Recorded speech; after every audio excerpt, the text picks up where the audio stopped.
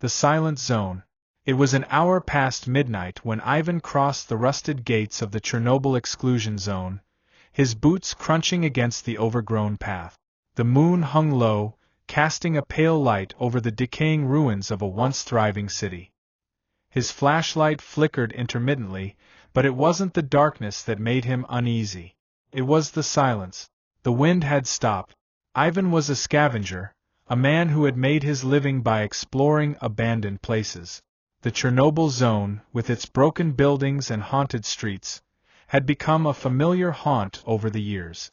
But tonight was different. The air felt thick, unnatural.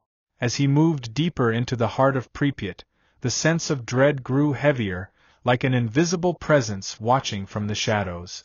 His old radio crackled. A burst of static.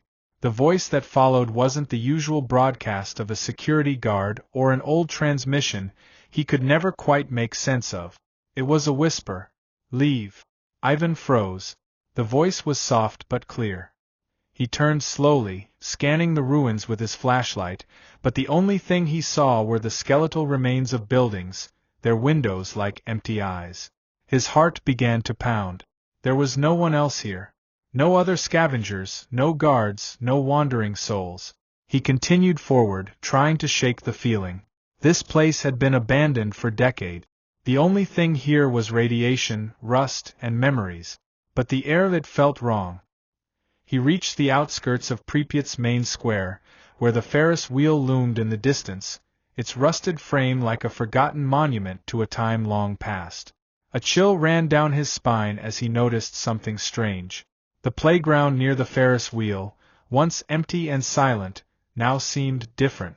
There were footprints in the dirt. Fresh ones. His stomach twisted. Ivan had seen the remnants of lives left behind, abandoned toys, family photos, and half-finished meals. But this was different.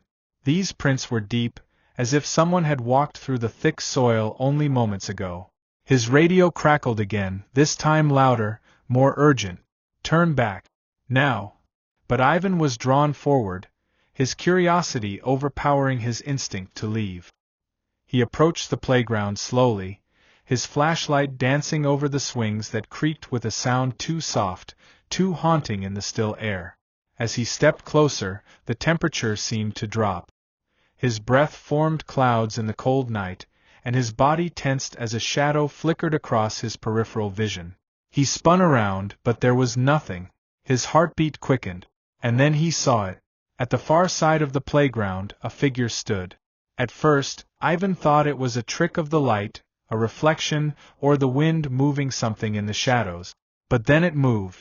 Slowly. Purposefully. A woman, her skin pale and stretched tight over her bones, stood motionless beneath the Ferris wheel. Her eyes were black, empty voids, and her mouth hung open as if in mid-scream, though no sound came out.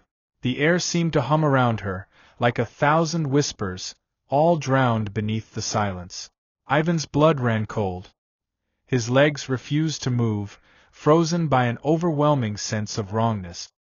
He raised his flashlight toward her, but the beam flickered out, plunging him into darkness. For a moment, there was nothing but the pulse of his heartbeat in his ears.